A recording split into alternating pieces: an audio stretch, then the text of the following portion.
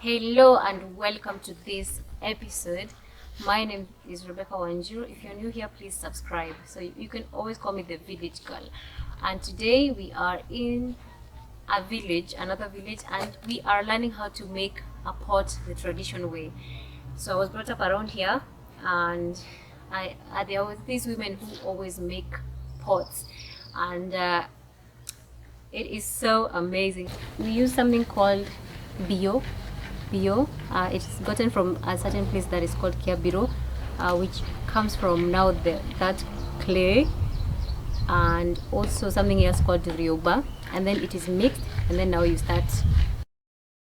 My grandmother was a potter, and in Kikuyu she was called Mobi, and that means a potter in English is Mobi.